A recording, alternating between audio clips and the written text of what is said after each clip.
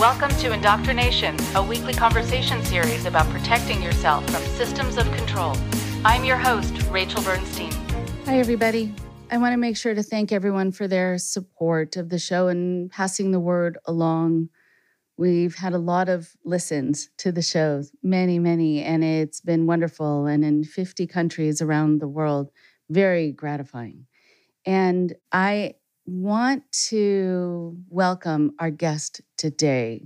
She's fantastic. And this is part one of my conversation with her. You will hear the second part next week. Dr. Willoughby Britton is a clinical psychologist, an associate professor of psychiatry and human behavior at Brown University Medical School, and the director of Brown's Clinical and Affective Neuroscience Laboratory.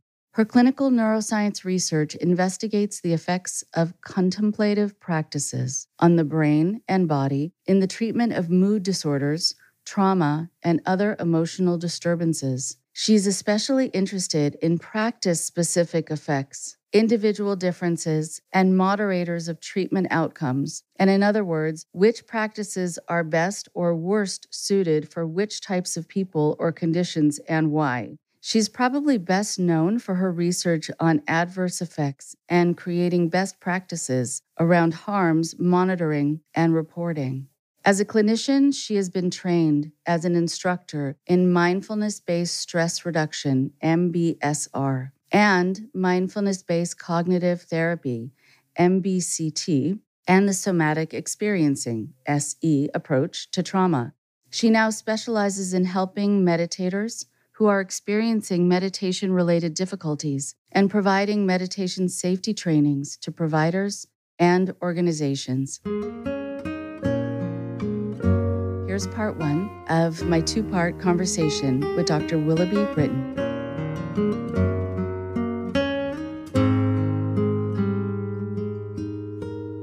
Hi, I am very happy to have someone on the show today who's going to be talking about something that a lot of people have talked about going through, but didn't have the words to describe what was happening and why what they were being told to do wasn't working for them. And that why the answer of, well, just do it more was, as they would sometimes describe it, like taking more poison, even though it was supposed to be helping them. And it just never did. And they were blamed for having something wrong with them, that they were not able to get it or be enlightened enough or whatever it was, which is sort of par for the course within certain organizations, that it always falls back on you. So I have a special guest on today who's going to help us understand this.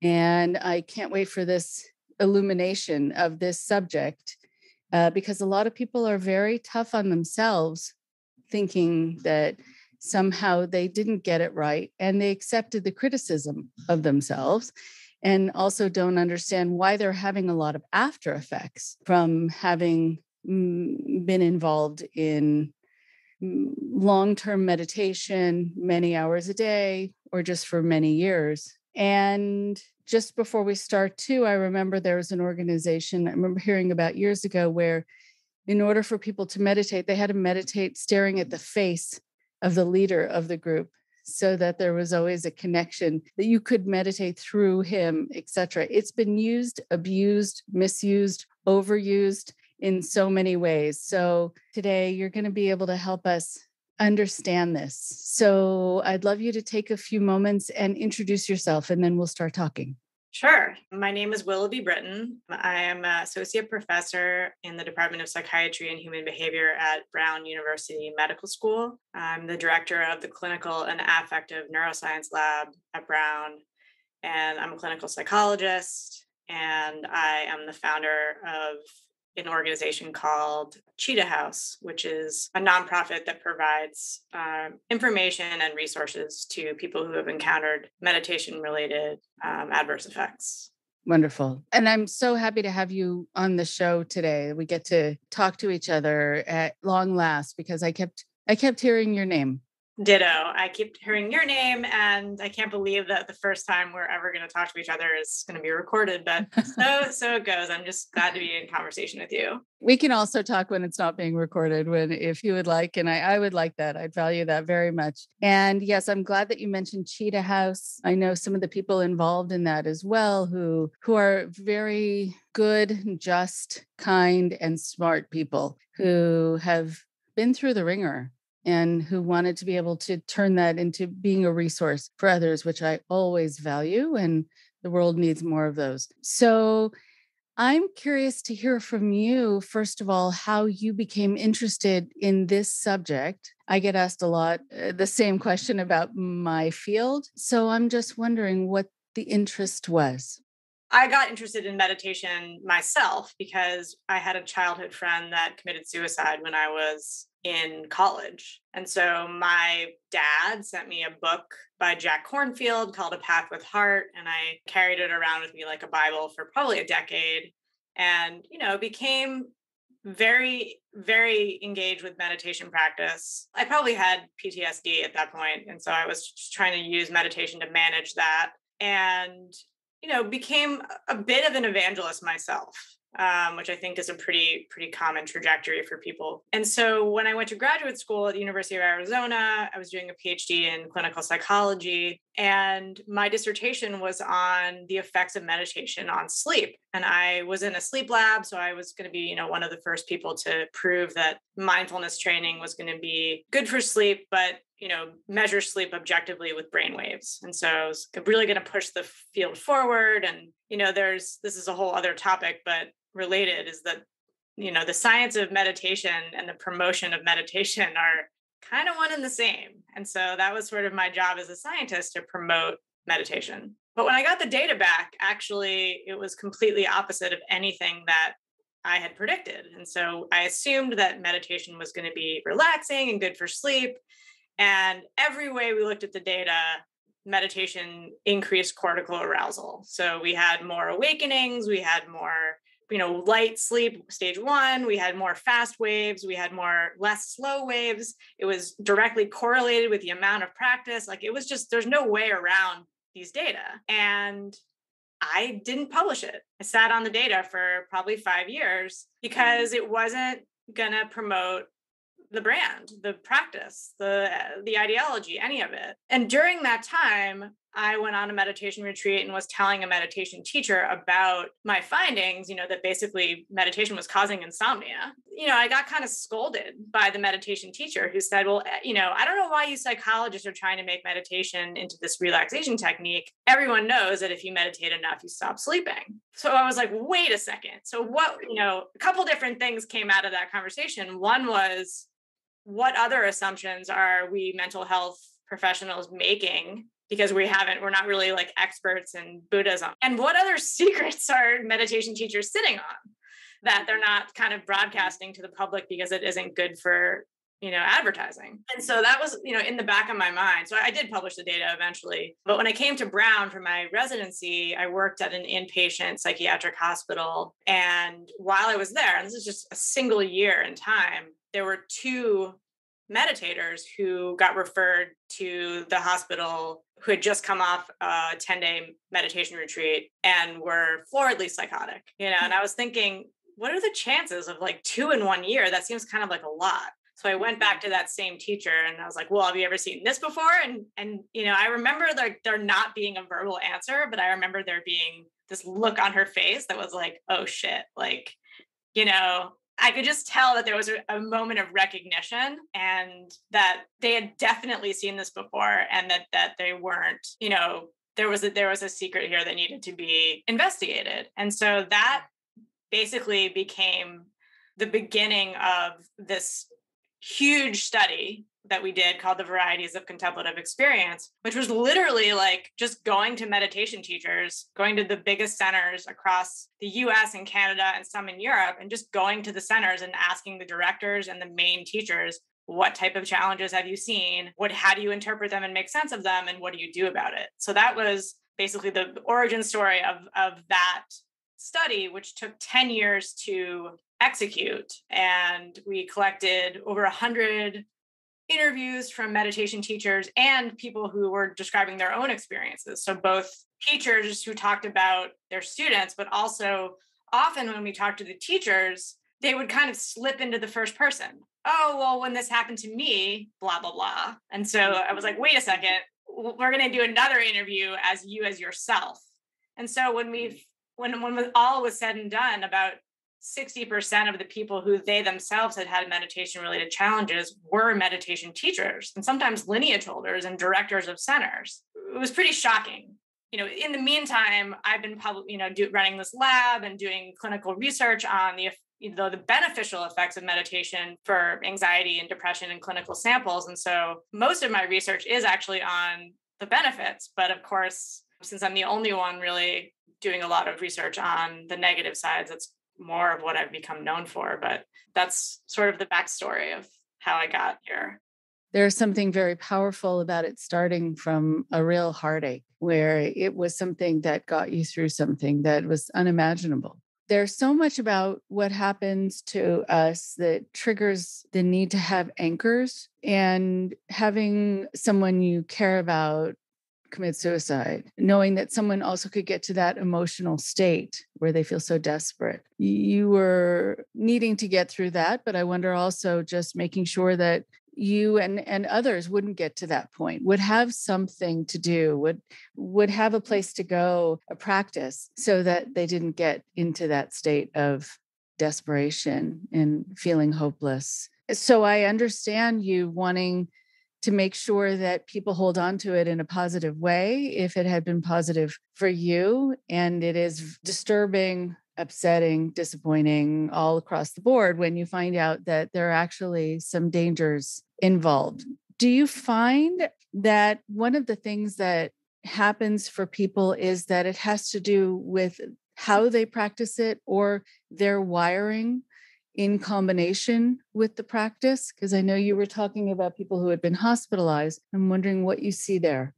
Let me back up a little bit, because I think that the research is unfolded in a very systematic way. And I think we have better answers to some questions than others. And that's just this kind of where we are at right now. We started off with this qualitative study, and we have 3,000 pages of qualitative stories and just, kind of free form responses. And we came up with 59 categories of meditation related challenges across 7 domains. So the cognitive domain is things related to thinking. So either racing thoughts or just no thoughts at all, mind emptiness, and also delusions. And then what we call concept loss. So the complete inability to form concepts. Perceptual changes, obviously hallucinations, but probably more commonly things like perceptual hypersensitivity. So sounds get very loud, sensitivity to light. Emotional or affective changes. So you see both affective flooding, flashbacks, emotional lability, anger, rage, fear, terror, kind of an increase in every kind of possible emotion, but also we also see complete loss of emotion. So people lose emotions and the ability to have affection for others. We see a wide range of somatic changes. So insomnia, the first one I discovered, lots of pain syndromes, tinnitus, headaches, body pain, a lot of somatic energy. We just published a paper on, what we call ELSEs, energy-like somatic experiences with feelings of electricity going through the body, sometimes associated with convulsions. We had a domain called Cognitive, which is motivational. And that can also go in either direction. So sometimes people are enlightenment or bust. Basically, they just suddenly are on fire. All they want to do is meditate. They leave their job. They leave their families. So there's sometimes this sort of very hyper-focused motivation. And then also we see a complete loss of motivation where people literally stare at a wall for 2 years and they don't leave their house. So, both extremes. And then my favorite category is the changes in sense of self. And that took me a long time to unpack because the sense of self is so complicated and there's so many different kinds of senses of self. So, an embodied self is one type, a narrative self, the story of me, sense of agency, there's all sorts of different senses of self. And so in Buddhist derived meditation, which is the kind that I study, the idea of no self is a really important ideological doctrine. And what does that mean? I actually teach a class on the sense of self at Brown now because it was so complicated that I learned enough to teach a class on it. So that's one of them. And the last one is the social and occupational impairment.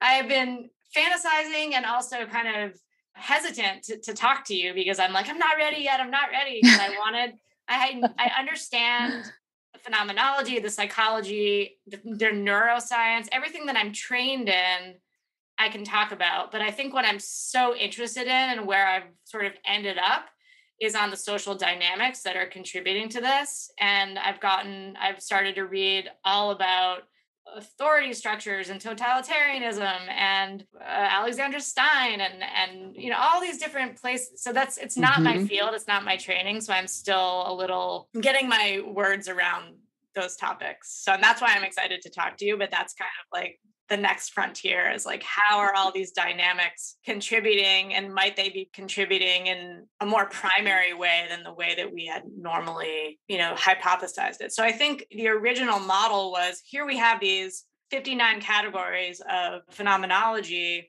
and that's what we call sort of primary phenomenology. They're caused by the practice. And, we have a whole bunch of neuroscientific mechanisms as to why that happens with different practices. And then as I started seeing more and more individual people and hearing more stories one-on-one, I realized that there was another layer to this, which was, how are they being interpreted and held and responded to by various, not just meditation teachers and communities, but also non-related clinicians, so like basically the entire helping profession is in some ways contributing to a syndrome, where people don't believe them, or they, there's a lot of victim blaming going on. There's a lot of just sort of secondary and tertiary harm and traumatization.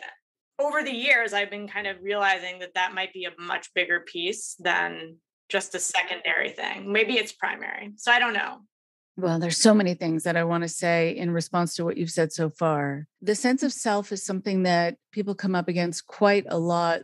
I get asked a lot, how do I define myself? I was raised in an environment where I didn't have a self. I wasn't allowed to. I wasn't allowed to even have a preference for anything that I like. I couldn't decide what would make me happy, what would make me angry, what I stood for. My name was changed. I didn't know who I was. That's for people who get involved later on too. And so they will say to me, I get asked questions that typically therapists don't get asked. They're the ones that are sort of the gut-wrenching questions of, how do I find out who I am and what is right to be? And how do I know that I'm right when I figure out if something speaks to me or not? How do I gauge that? So to know that there is a practice that people are getting introduced to, or that it's being kind of forced upon them in certain environments, that is having them make a departure from the self, it is such a difficult and bumpy ride back. It's really something that needs to not be taken lightly. And for anyone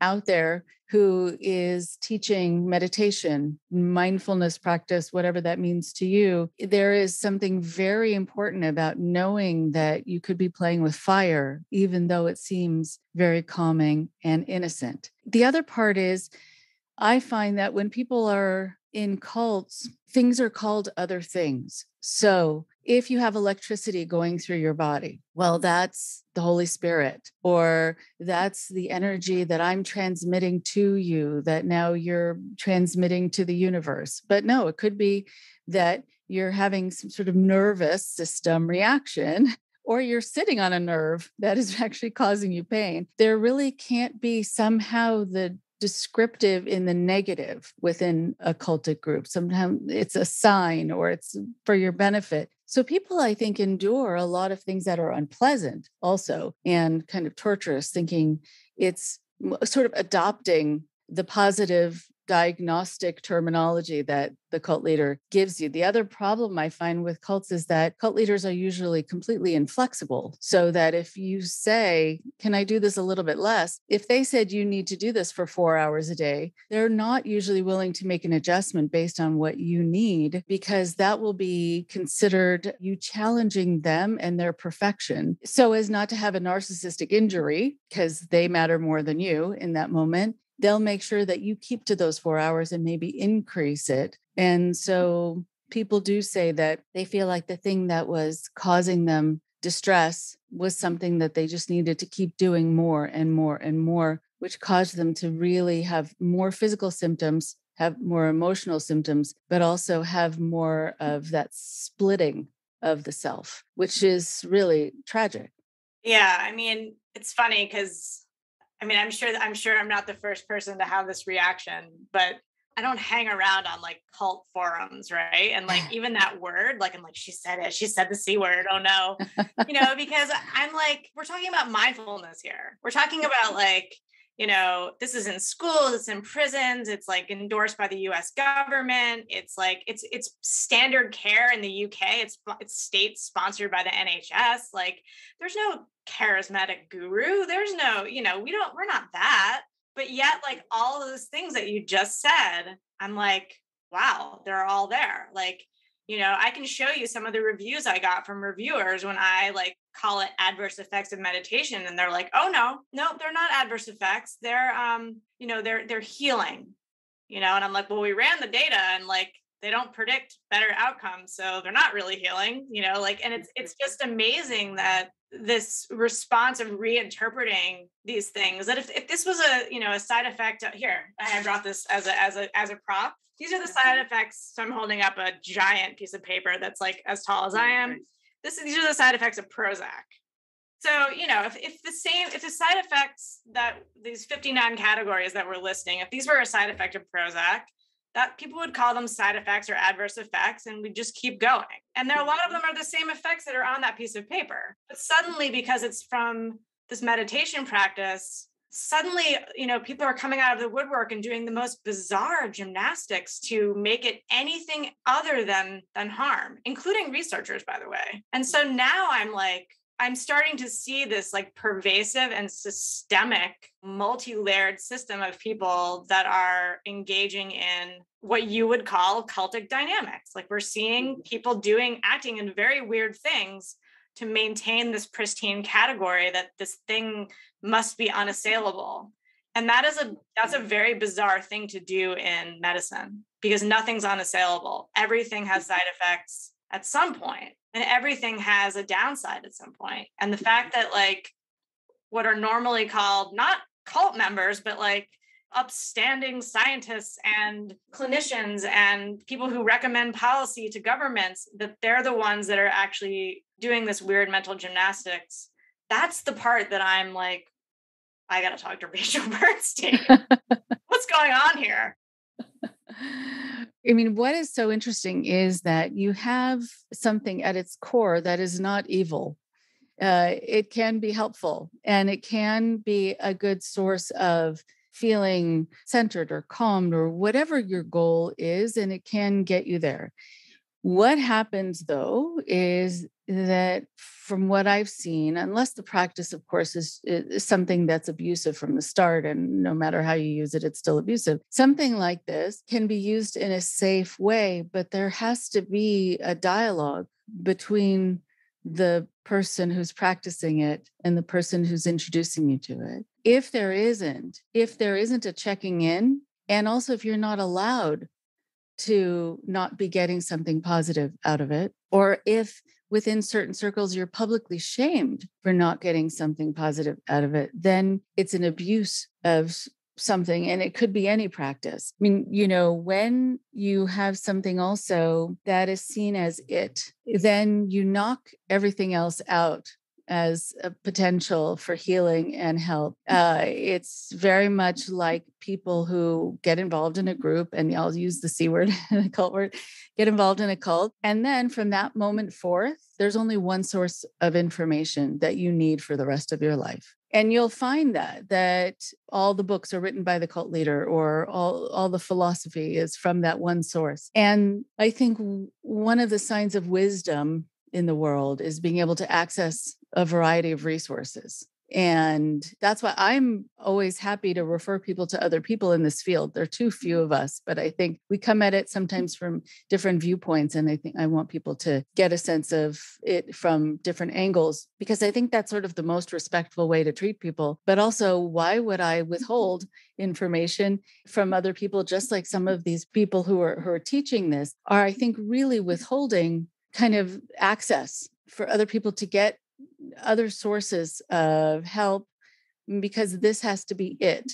If what they're telling you that you need is somehow not helping you, if the source of that information is someone who's healthy, they'll say, you know what, I just might not be doing this the way that is right for you, or this isn't really all that you need. You might need something else, or this really isn't good for you at all. But again, because you have these people who take it so personally, and usually this is, I mean, I don't mean to be flip about it, but sort of like the one-trick ponies. Like, this is what I'm talking about, and this is my field of expertise. And then they're not going to have that flexibility. They're not going to be open to the fact that it could be that it's not useful, because then what? What happens to their whole career? A lot of people also have this sense that once they've said something out loud, once they've written their journal article, once they've done their interview about something, they have to stay with it. They can't transform their vision of it. A lot of people don't have the confidence to do that, unlike you, where you're saying not only did it present itself with having many more permutations than I realized, but that you can see it in the gray, that there are positives and negatives and anywhere in between. But a lot of people can't see that. And so, yeah, you're going to be dealing with hostility because there's a defensiveness. I mean, I think it's kind of juvenile. I think people don't realize how they're coming across in a way that doesn't really work for them when they're sticking to the message, no matter what. It really can make you question the messenger. I mean, I think there is a certain amount of identity defense, like what you're talking about. I mean, there is data on that. I mean, we found that people who have a declared conflict of interest, a financial conflict of interest, they are the creator of some mindfulness program, for example, or they've written a book or whatever, that they statistically, quote unquote, find fewer adverse effects in their studies. So, I mean, so we know that that's happening even on an unconscious level, and that there's some kind of both ideological commitment and, financial investment that's playing a role. However, I would also like to add, and this is where the systemic part comes in, where I'm just like, my mind starts to get blown by this like big brother effect kind of thing, is that, I mean, I'm a trained mindfulness teacher. I was taught how to respond to almost anything. Like, you basically give the same answer for every single thing, which is, well, how are you relating to this? That's at some point, there are all these answers and all these ways that I was taught to respond, which now I'm like, oh my God, all of them are ways of preserving the pristine category of the practice. Like, no matter, they all sound very wise and like thoughtful, but actually they all go back to the same source, which is, the problem is you have resistance. Oh, you have, I don't use the one that, it's your ego. That's one that's pretty famous, but I wasn't taught that particular one, but there's all these other ones that I was taught to say, that I was never taught to say, you know what, mindfulness doesn't do everything. And maybe this isn't the right time for you to practice mindfulness. Maybe there's something better. That was never an option. And it's now one that I'm like, hey, how about this option? And people get really upset about it. And so I think that it's more than just being defensive and juvenile. It's also like the entire system already accounted for that possibility. I mean, and it's similar, and I hate to use this word because it's so charged, but I've gotten really interested in rape culture. It's a parallel system where like really nice, good meaning people and women are actually participating in silencing victims of sexual assault. even therapists, as you know, will ask, a woman comes to them, I was raped, and even the therapist asks, were you drinking? Is the first thing they ask, and it's like, oh man, even the therapists are indoctrinated with this stuff. So it's the same kind of thing. Like, I mean, I can't tell you how many people at Cheetah House who come to me who've had meditation related problems have told me that their doctors or therapists didn't believe them that meditation could cause this problem. And they're basically getting traumatized by their own therapist. So it's a very, very similar kind of like culture.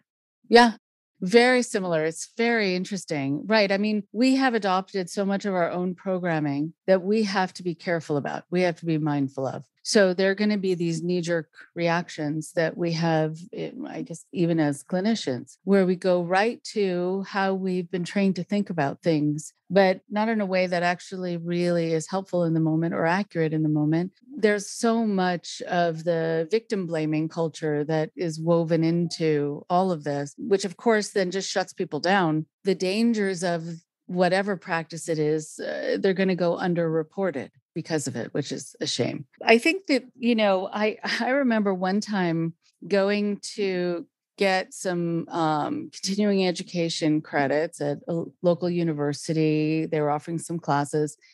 And then they had a meditation class, and I hadn't been involved in a meditation practice. So I wanted to be able to participate and learn how to do it. And what I found, and I remember leaving the room afterwards, and what I found was that it was the most tense group of people. Of all of the different courses that we were taking, it was like 4 to 6 units. It was a weekend at this university. Within the room where people were meditating, there was so much tension and anger, impatience. If anyone opened and closed the door, you would hear, just these sounds like, how dare you interrupt what I'm doing? And I wanted to say to them, again, in kind of a flip way before I understood that this can happen, that you could have these heightened senses and irritations and kind of restlessness. I wanted to get up to say to everyone, you know what?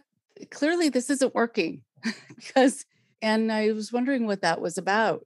I also know that there are people who say that they would get very restless, but even hostile. Like I had a client who said to me, I really enjoyed meditation until I started realizing that I had these fantasies of just punching out the person who had mistreated me when I was young. I've never had that thought before. And is there a connection? She was involved within a kind of a cultic system at the time. And the cult leader said that was, of course, a repressed memory, and she had been abused as a child, et cetera. So it couldn't have been the practice. She accused her parents then of being abusive, and they hadn't been, and they didn't know where that was coming from. But I wonder now about talking about mindfulness. I was working at a school for many years where they would have a specialist come in or a whole team come in to teach mindfulness to the students. And a lot of the kids didn't know what it was about. Some of the kids really did benefit from just having a chance to slow down and just breathe and be aware. But I wonder if part of the issue becomes that it's kind of this non-measurable goal. Like, what is mindfulness? And is it this unmeasurable thing like enlightenment or transcendence or self-realization? Like, how do you know you're there? How do you know you've achieved it? I'm curious to hear from you about that. Well, I mean, I'm a scientist, so we use, validated measures that different stakeholders have decided are important, like well-being and depression and anxiety and things like that have measurable endpoints. And I think when there is an endpoint that is vague and unmeasurable and keeps shifting depending on circumstances and power dynamics, then I start to get extremely suspicious. I don't quite have my the list of the top 10 indications that you're in a cult. I don't have those down. I know you do, but right, I think one of them is is there some sort of vague awesomeness that is totally nobody will describe, but they keep letting you project all your fantasies onto it. If that exists, I would be very worried, that they're not being specific about, I mean, part of informed consent is like being extremely explicit about what are the potential benefits and the potential drawbacks. If enlightenment is on the table, then you need to be forthcoming as to exactly what that is. That's one of those words that like people are allowed to project, all kinds of like whatever they want onto it, and nobody's going to correct them because it's such a powerful way of marketing. But I also think that is enlightenment going to make you more functional in the world? Because this is what happens is it ends up getting weaponized against people where they're like, oh, you thought you were going to be more functional? Oh, enlightenment doesn't make you more functional. Oh, you can't function at all? Well, yeah, of course. And the person's like, well, wait a second. I thought enlightenment was going to make me awesome in every way. And so it's like, I don't know. I'm very suspicious of big categories. I don't know. Maybe that makes me a cynic. No, I mean, I think it's being a scientist, because what you're noticing is that there's something also within that system where there is someone leading you towards this, where you can then become much more dependent on them because they're the ones who decide when you've achieved something that's invisible. Right. Invisible virtue. Exactly. Big red flag for me. Right. Exactly. So, and if someone is charging you a lot for these sessions, they're going to make sure that you don't achieve whatever it is for a very long time, or you're almost there, you're almost there, you're almost there, you're almost there. And that's also a red flag. That something is right around the corner, right? You just need to come 12 dozen more times. But I think it would be good for us to talk at some point before we finish today about how people can define it for themselves, so that they're not having to give it over to someone else to define it, someone who might have something to gain by them not yet achieving it. Yep. This is definitely my sort of strategy of rehabilitating meditators back to what I wish that system was like from the beginning. What I think mindfulness really could be this awesome thing if it was used as a form of empowerment. Like if it was empowered by the client. Right. When I talk to people who call me up for Cheetah House, the first thing I ask them is, why did you start meditating? And so then they have lots of different reasons. It's funny because often they all end up doing the same practice, but it was all for different reasons, which is, it's like, well, no practice can do that. So, are you even doing the right practice? So I think that like the first thing is asking people, what's important to them? Where do they want to go? What does well-being mean to them? If they say enlightenment, well, what do you mean by that? And a lot of times they really have to think about it. And nobody ever says, by the way, I don't want to be reborn. That's never the answer. It has never come up once, which is like, if you look up what actually happened to the Buddha, that's pretty close to at least one definition. But anyway, a lot of people often want to feel more connected to themselves, to others, and to the world. That's one of the most common responses that I hear, either just what I want to get out of meditation or what they think enlightenment is going to be like. And then they tell me about the practice they're doing. And often it's, well, I'm meditating by myself. I'm following my breath for 5 years. I've been following my breath, and somehow that's going to make me feel more connected to other people. So I kind of reflect back, like, how would that work exactly? Does it make sense to you that the practice that you're doing is moving you towards your goal? So just kind of like, in some ways, a CBT approach to like, is this practice, how would you know exactly? Like, forget about everything you've heard, but like anything that you do, how would you know that your life is getting better? Like, and not just that I would be happier, but like, what are the like concrete measurable outcomes? I would have more friends. I would feel I could tolerate my mother for more than 15 minutes at a time, like very measurable things, and like, how would you know if it wasn't working? Well, I would spend more time by myself. I would cry myself to sleep more nights than not, like really, really specific things. And then you have like a framework to work like, okay, now we're going to like choose something to do and see whether it gets you there. And it can be the same practice that you were doing, or it can be, but have some system, very much the way that we test things in science, but like some kind of system that you can systematically, I think the important part is they get to choose what the outcomes are and the ones that are important to them. Because, I can choose like, oh, I'm going to define well-being according to the World Health Organization. And they're like, well, like, where's the part about connection to others? Like in that questionnaire, I think it's important for them to define their outcomes and then have very concrete ways of measuring them that are not wishy-washy, but like not just feelings, but like literally like things that show up in your life differently. I really like that. It's very grounded. It's very tangible. And I think that's very important with something like this, to have things that are tangible and provable. And so similar to what you were saying about sort of how would you know and asking yourself certain questions, it's akin to what I say to people when they're involved in a relationship that's not healthy for them, or a cultic group, where I will say, what were you initially promised? And has it been achieved or provided for you in some way after all of your hard work? Are you any closer to that? Or have your initial reasons been shifted by someone else into their reasons and their goals, and it's no longer yours? I will sometimes also ask people to take a break to see if it really is the thing that's making the impact, or if they don't need something anymore. Or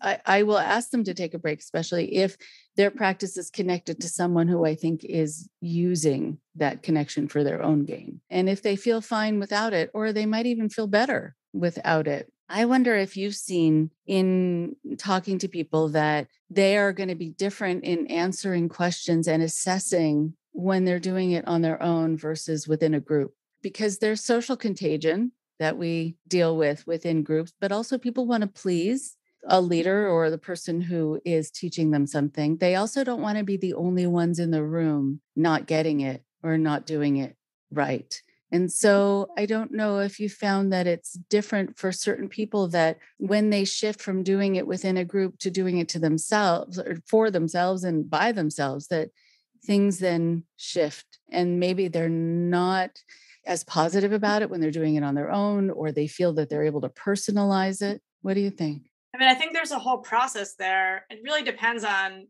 the group that they're involved with. I mean, it might not even be a group. It might be an app. I mean, I think that's one of the really interesting things that's going on here, is that there's not necessarily agents involved. The system is much more decentralized than sort of the typical cult dynamic. So that's just an interesting thing. So I think, it could be different from everyone, but I think there is a general process that I see where often the systems, like you said, are set up to not allow people to do whatever they want. Like there is a right goal. There's a right way to do things. There's certainly no allowance for criticizing the system. If there's one rule, that's one of them. Or to like put limitations on it. Well, meditation isn't the right thing for me right now. I'm going to go for a walk instead, or whatever, do something else. And so I think that for a lot of people, that I see this core tension show up so much. And this is like, if you're a therapist out there, you're going to be like, oh, that one, the core tension of like, the needs of the organism, the desires, the preferences of the person versus the membership and belonging in the group, the classic tension. And for a lot of people, the loss or the perceived loss and rejection is too much. Or there's just a process where people are like really hiding from themselves, like what's going on. They're justifying to themselves that there's not really harm going on, or that they're doing exactly what they want to be doing with the practice. But like the way that they're speaking is so scripted. Like there's a certain kind of language and certain kinds of words that people use that are like, this isn't really a person here. This is like a caricature, or, this is like the splitting that you're talking about. Like the real person, like I haven't seen them yet, because there's a whole mindfulness speak where you speak in all these sort of this specific language. And then when people start not doing that and they start speaking differently, I mean, there is a very real process of being corrected, shamed, scolded, rejected. I mean, that is part of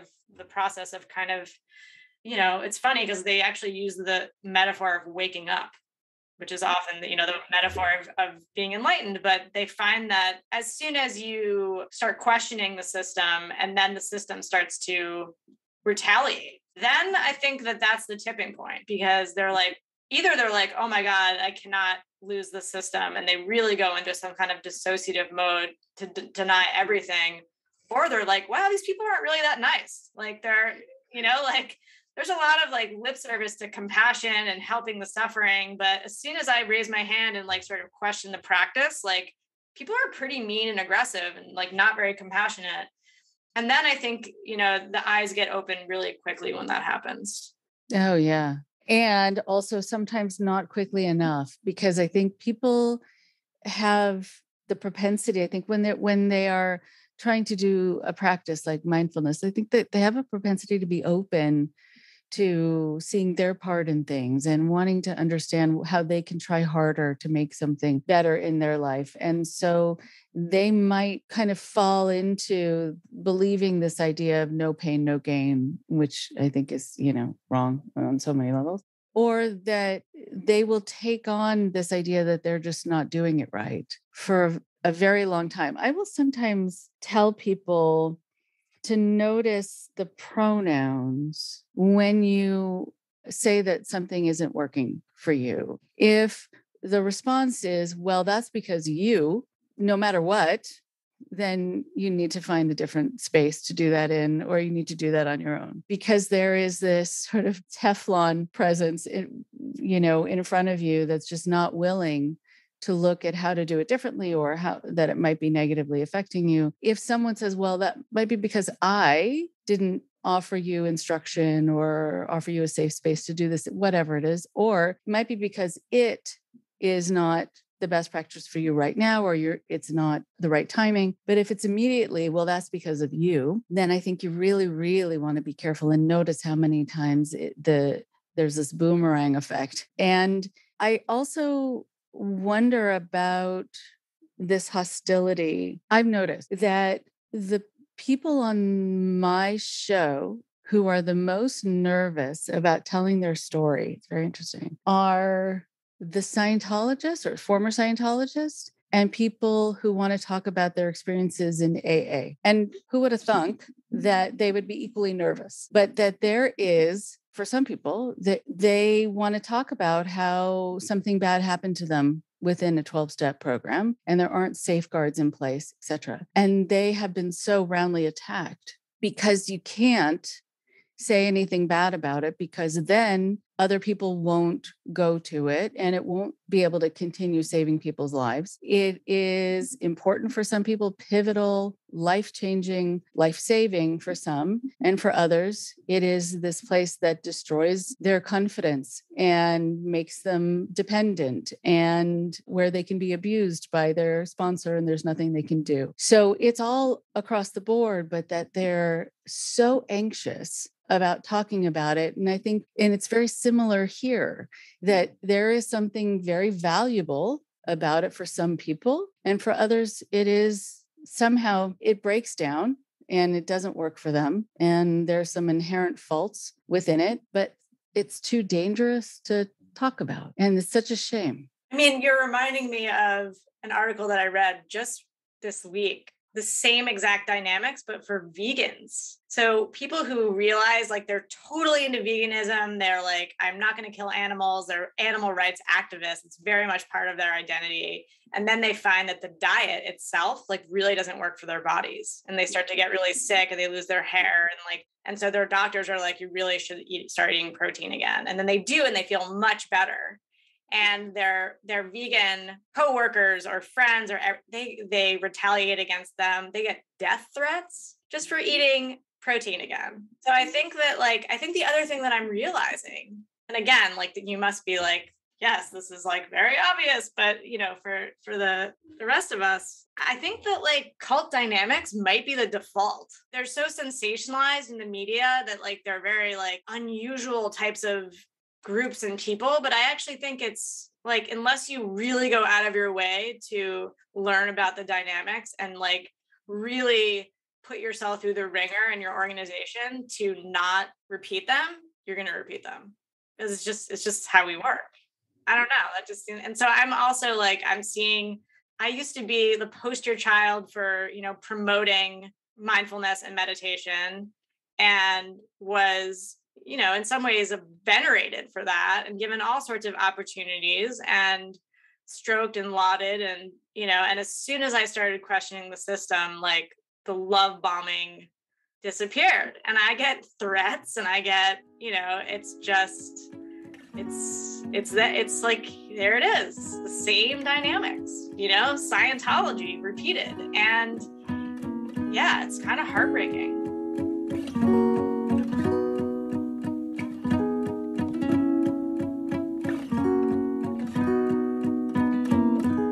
One more thing before you go. I am so happy that you were able to start hearing my conversation with Dr. Willoughby Britton. She is somebody who is this foremost specialist in a particular area and has had to grapple with being at odds with it and the way that it is done, or the way that it's overdone, or the way that it is done in a way that is not right for the people it's being done for, while still preserving the fact that it has merit and that it has some most definitive positives. And how do you balance that out? It's a hard thing. There are a lot of people who will say to me, well, are you just against religion or something that is a very kind of overreaching statement? It's like sometimes when I talk about the dangers within 12-step programs. So does it mean that all of them are bad or every minute of it is bad? No, it's to point out the potentials.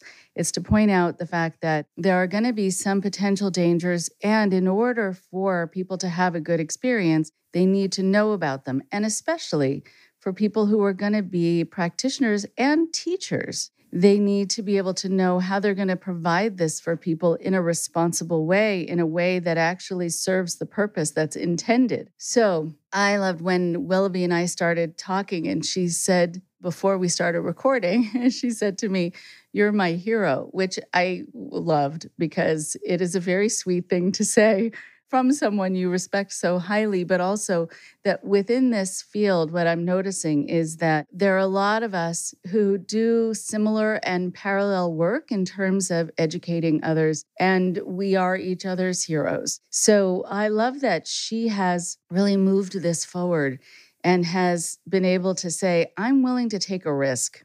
I'm willing to take the risk of saying that there is something inherently problematic, and I want you to know it so you can do it safely. I am very interested to have you hear the second part where she gets much more into the pushback and some of the hate that she's gotten, and just trying to understand the need for some people to have this remain pristine and perfect in everyone's eyes. But that's not, I think, ultimately a mature way of looking at anything. So when we talk about black and white thinking, we know that there are going to be inherent issues with that because it's never going to be one or the other. When she talks about the fact that meditation can increase a cortical arousal, where you become more vigilant, where you can have more sleeplessness, more restlessness, more agitation.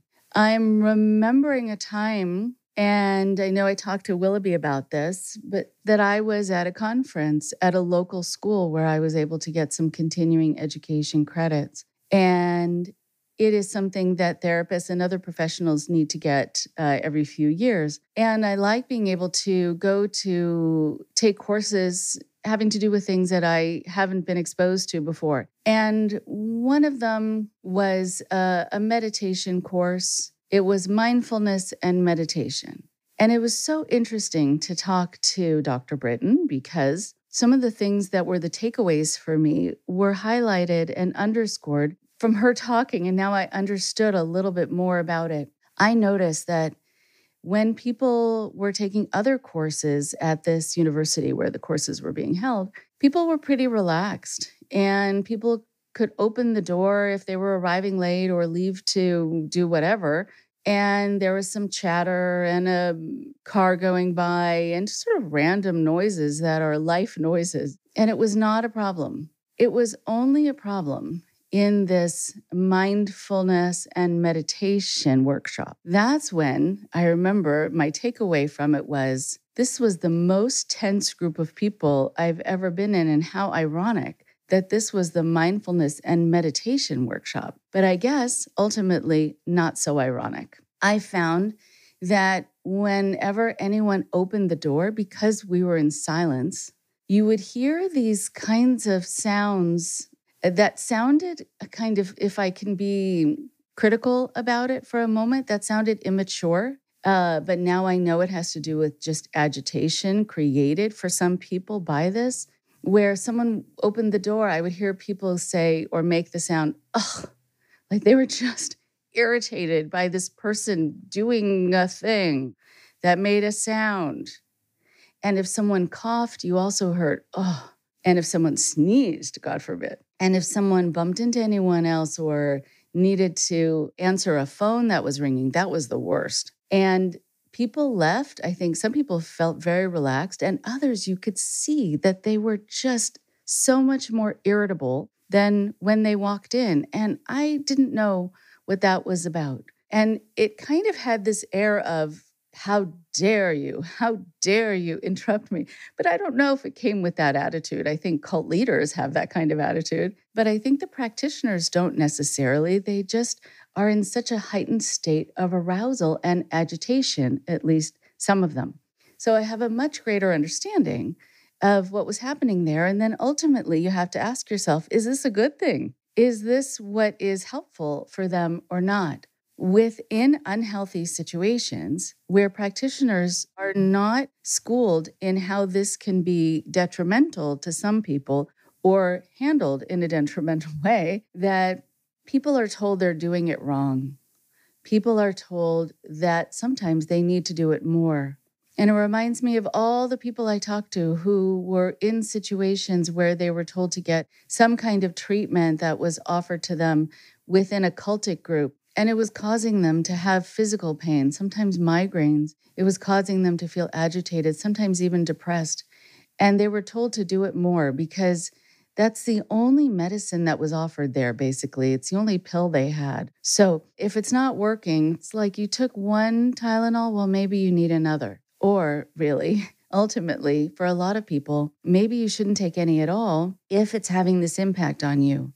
But for practitioners who only know how to provide this and also might have some ego in connection with it, that they want to be able to say, this is something that works, it's hard for them to shift gears. And it's hard for them to say to someone at times, well, maybe this isn't for you. And maybe you need to have something different. Or maybe I need to shift the way I'm doing it with you. Or maybe you just do it for half the time. In order for anyone to have a healthy experience, there needs to be that flexibility. There needs to be that fluidity. And there needs to be, on your part, if you're the one doing it, the ability for you and the freedom for you to be able to say, I think this isn't working for me. And in fact, it's hurting me and I need to be able to move on. And again, as we've discussed here, depending upon how people respond to you setting a boundary, then you know you're in a healthy space or not.